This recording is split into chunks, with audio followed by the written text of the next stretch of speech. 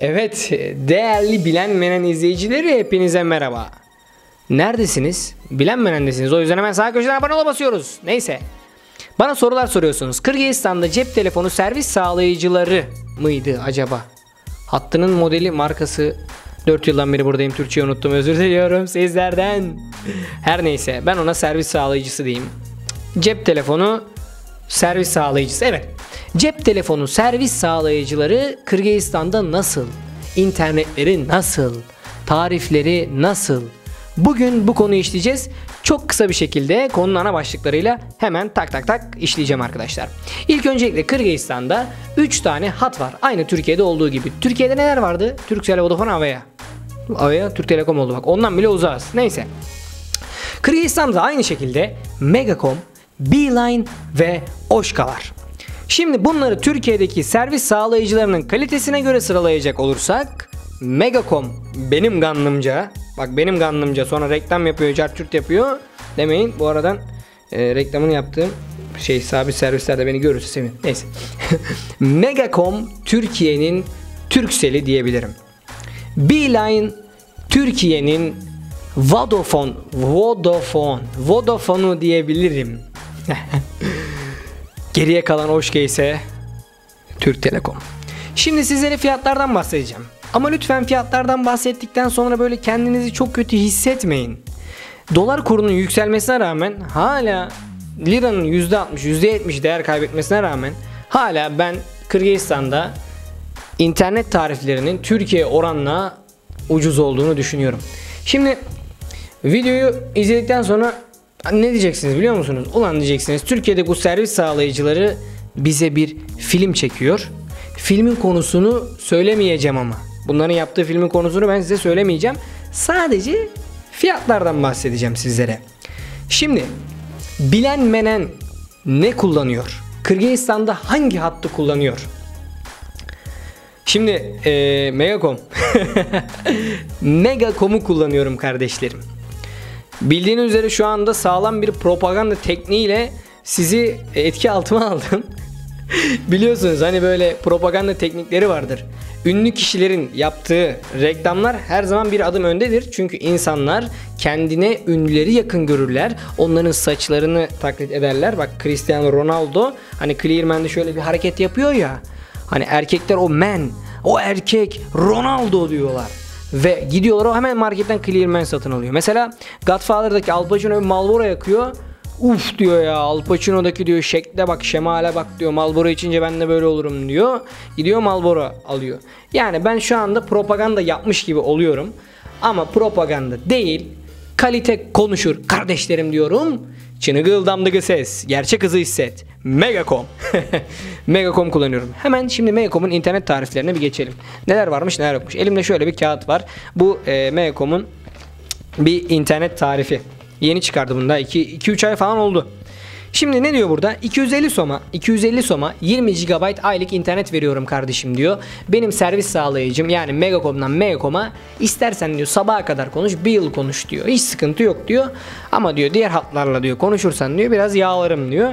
O yağlamaları pek fazla şey yapmayacağım ama o yağlama Türkiye'den daha düşüktür arkadaşlar. Türkiye'de yağlamayı da geçti artık o işler.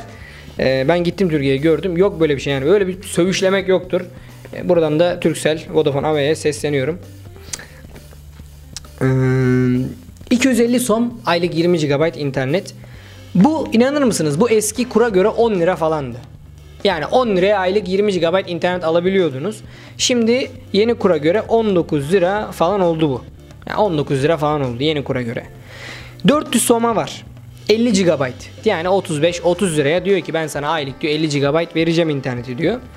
600 som da diyor. 600 soma da diyor 100 GB vereceğim. O da 50-55 liraya tekabül ediyor. Kardeşlerim, ben Megacom kullanıyorum. İnternet her yerde çekiyor. Bodrum'da çekiyor, orada çekiyor, dağda bayırda çekiyor. Buraya geleceksiniz Kırgızistan'dan. Geldiğinizde gidin Megacom alın kardeşlerim. Havaalanında böyle elinize tutuşturuyorlar hemen kartları, sim kartlarını alıyorsunuz, takıyorsunuz. Burada zaten pasaporta işletme ilk 3 ay yok böyle bir şey. Ama ondan sonra kapatırlar hattınızı. Servis sağlayıcınıza gidip pasaporta işleteceksiniz. Yani öyle havaalanında böyle pembe bir simge falan, Oshka falan görürseniz hani almayın demeyeceğim. Sizin kararınızdır. Fazla şey yapmak istemiyorum. Bir de Beeline var. O da Vodafone gibi. Rus şirketi. Megacom da yanlış hatırlamıyorsam, yanlış bilmiyorsam o da Rus şirketi. Megacom, Turkcell gibi biraz daha pahalı ama gerçekten kaliteli bir servis sağlayıcısı. Ben Megacom kullanıyorum. Sen de Megacom. Kardeşlerim. Şimdi lafı fazla uzatmadan bir de daha Oshka kullanan bir arkadaşım var. Bir onu dinleyelim bakalım. Ne diyecek? Ondan sonra kapanışı yapacağım.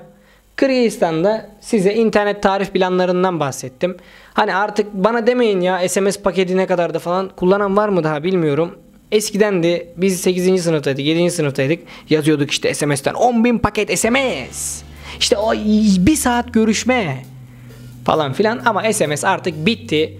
Tıpkı televizyon yayıncılığının bittiği gibi artık YouTube'un da yükselişe geçtiği gibi yakında bu şeyler de bitecek arkadaşlar.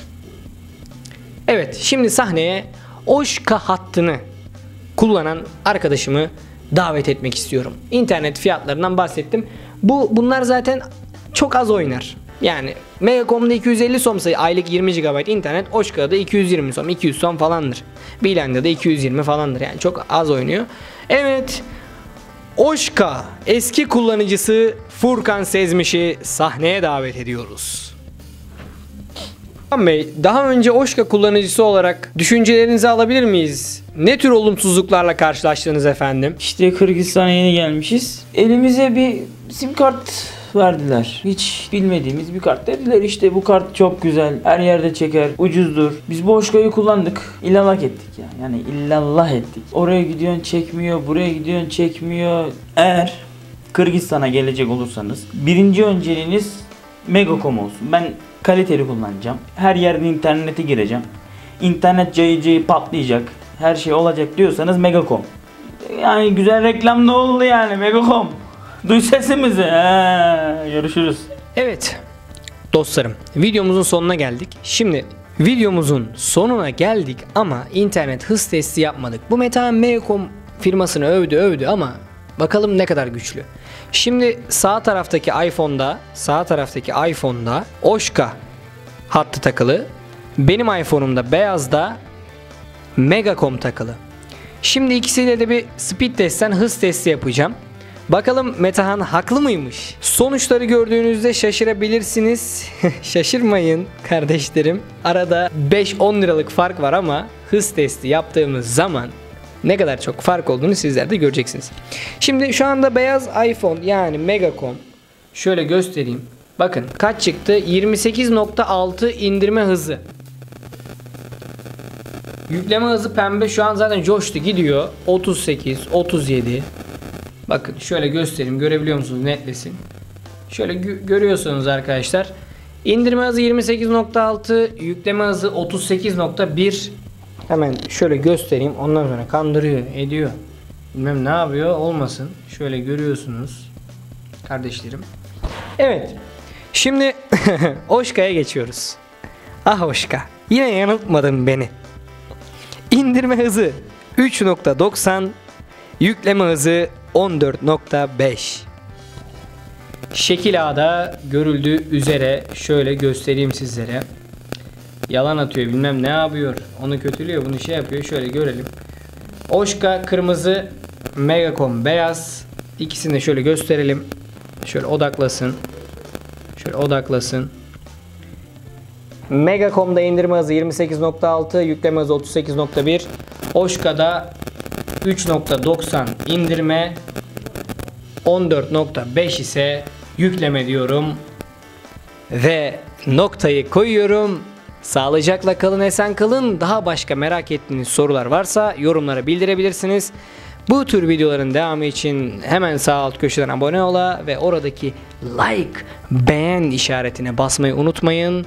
Sağlıcakla kalın, esen kalın, bilen menen, siz menen, gücü güven ve gerçeklikten.